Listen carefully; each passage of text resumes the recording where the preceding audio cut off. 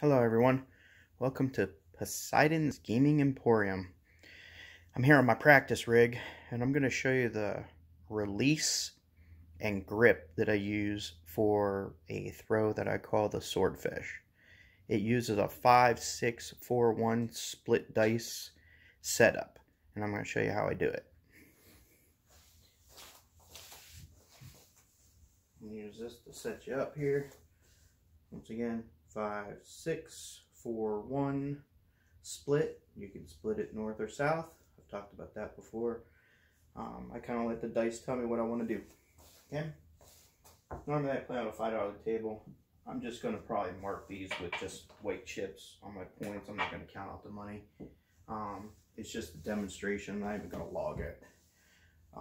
This is just to show you how I do it. It's going to be pretty quick, pretty simple. And you can also put the 4-1 in front of the 5-6 and do the same kind of split. Just kind of depends on how your table and back is reacting. Okay, so without further ado, let me show you how I set it up. So basically, get my dice set up.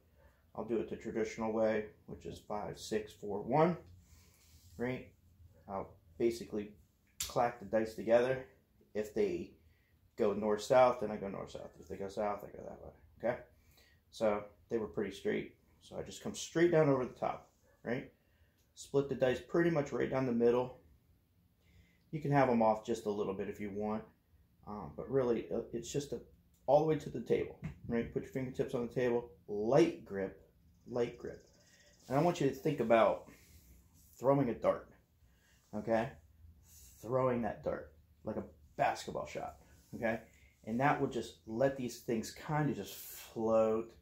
You might get one whole rotation, maybe 3/4, but the idea is they travel together, they start to separate, they hit, they bounce, one kicks this way, hits a diamond, the other one kicks that way, or comes back by hitting the other diamond. And they don't clack. I try not to get them to clack.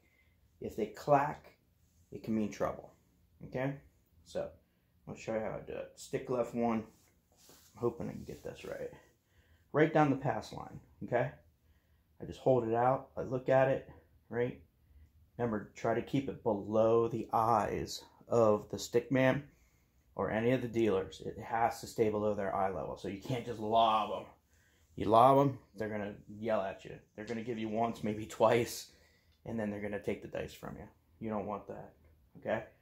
So come down over the top. Okay, find my spot right by the E on the pass line.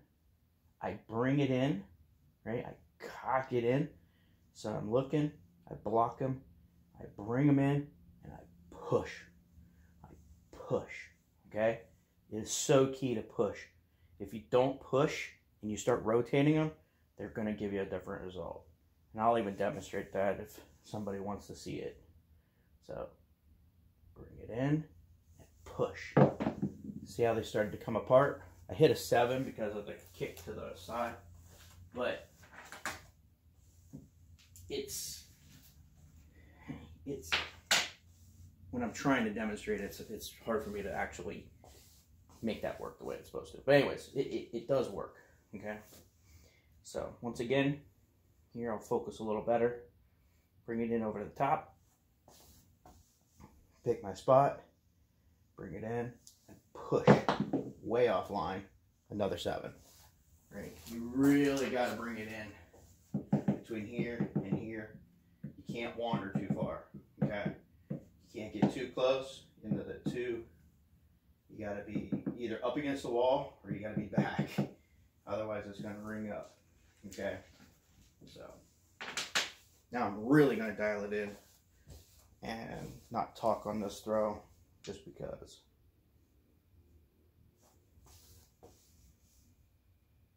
Almost dropped the dice.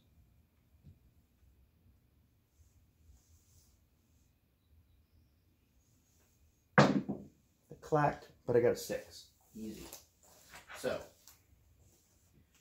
they came in, they didn't bounce around too much, and they kind of just stayed where it was. This one is a 4-1, you know. This one bounced offline. It rotated 1. that pretty much makes us safe. You only have to worry about that 1-7. So I'll do it again. I'll flip it around this time. I'll do the 4-1, 5-6, right? Just to show you. Pick my spot, bring it in, and push. 10, easy. Okay? It's pretty much how it works.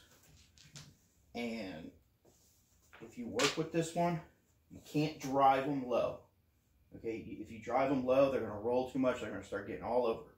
You don't want a lot of rotation to try and mitigate that chance of the dice just getting so far out of whack. At least this is my theory with dice control on this particular throw. Okay?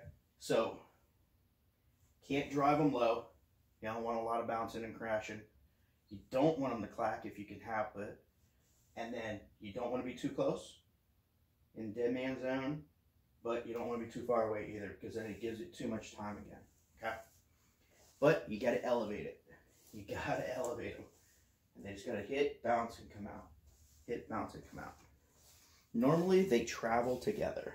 You know, they stay pretty close together. Once in a while, you'll get a shooter that'll come across.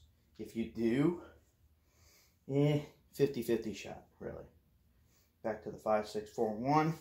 Come in line. Lean in. Come in, cock, and push. You gotta push. Hard 8. Okay? Hard 8. For you hard 8 players, that'd be money. Okay? So, I hope this has helped you. I hope you continue to enjoy watching the channel here. I appreciate it.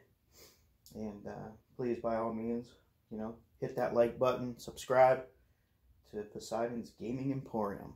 This is Cousin Hermes, and I will talk to you all later. Be safe.